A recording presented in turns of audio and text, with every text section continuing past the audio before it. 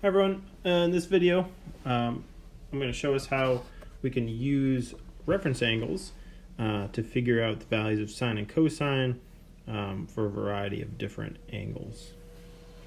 So I'll demonstrate this process using cosine of 5 pi over 3.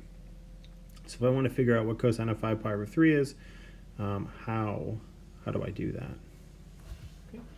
So what we're going to need is two pieces of information for cosine of 5 pi over 3. So the first thing is I need to know what is the reference angle. So which angle in this table up here on the right am I going to use to look up the number, and I'm going to need to know which quadrant 5 pi over 3 lives in. Right? So sometimes I like to write that information down here. So I need to know what is my reference angle, and then I need to know what is my quadrant.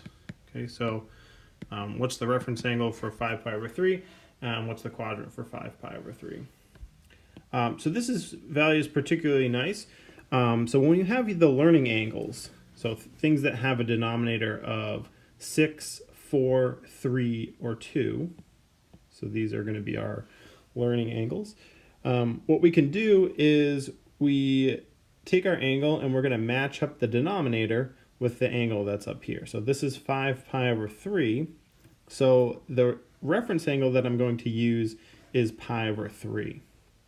Okay, so I know that for sine and cosine of 5 pi over 3, they're going to have these numbers. So cosine of 5 pi over 3 is going to be 1/2, but it might be positive 1/2 and it might be negative 1/2. And I have to use my quadrant to determine that. All right, so my reference angle here is pi over 3. So now the quadrant for 5 pi over 3, what I always like to do is compare it to pi and 2 pi. Right, so the first thing I'm going to do is I know that 5 pi over 3 is not in this chart, right? So it's not in quadrant 1. Now 5 pi over 3, since 5 over 3 is bigger than 1, I know that this is bigger than pi. Okay, so let's draw a little chart down here. Let's draw our unit circle so we can think about this. So up at the top is pi over 2, way over here is pi, down here is 3 pi over 2, and this is 0, or 2 pi is over here. Okay, so 5 pi over 3, I know that it's not in the first quadrant because it's not one of my reference angles up here. 5/3, right, so this is bigger than 1, so I know that 5 pi over 3 is bigger than pi, so it's either going to live in this quadrant or this quadrant, so quadrant 3 or quadrant 4. And 5 pi over 3, if I compare it to 2 pi, I know it's less than 2 pi. Right? So 5 over 3 is less than 2. So what I'm thinking about here is this. How close is 5 pi over 3 to 2 pi? Okay. Well, 2 pi is not in the same denominator as 5 pi over 3. So let's get this in the same denominator.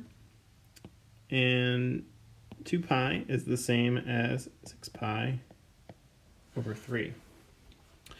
So I know that if I'm going to go from 5 pi over 3 to 6 pi over 3, that's just going up by 1 pi. Or if I'm at 2 pi and I want to go back to 5 pi over 3, it's only pi over 3 away.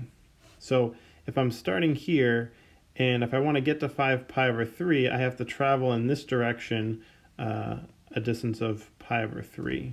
Okay, so I know that pi over 3 isn't in a full quadrant, so 5 pi over 3 is going to be somewhere down here. And so I compare it to these points here. All right, so pi over 2 pi, 3 pi over 2, and 2 pi. So this is my thought process as I'm thinking through this. What quadrant do I live in, and what are my reference angles? Okay, so what we've determined here is our quadrant is 4, and our reference angle is pi over 3. So my value up here is going to be this one, 1/2. In quadrant 4, my x values are positive, so cosine of 5 pi over 3 is positive 1/2. Okay.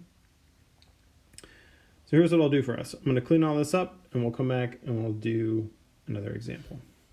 All right. So here we're back, and we're going to figure out what is sine of 7 pi over 6. So as before, what we want to do is we want to figure out what is our reference angle. So where am I going to look up here? Which angle am I going to use to match up with 7 pi over 6? Then we're going to have to figure out what quadrant 7 pi over 6 is in. All right, so pi over 6 matches up with this denominator here of a 6. So I have 7 pi over 6, and I'm going to match it up here with this pi over 6.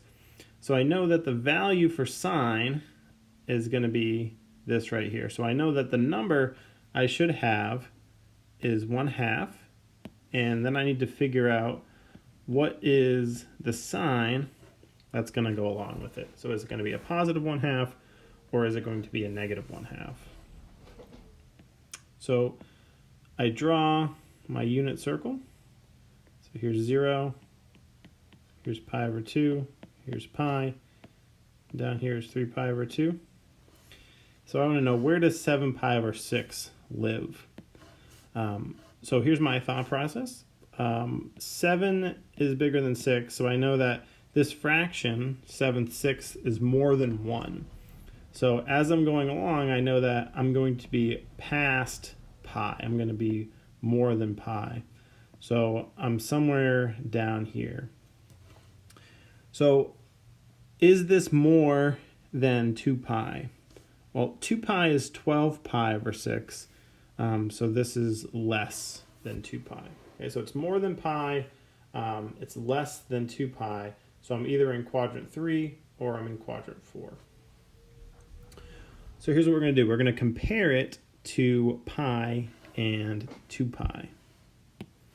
Okay, so I come down here, I know that pi is the same as 6 pi over 6, and then I have 7 pi over 6, which is the value that I'm considering, and then I have 2 pi is the same as 12 pi over 6.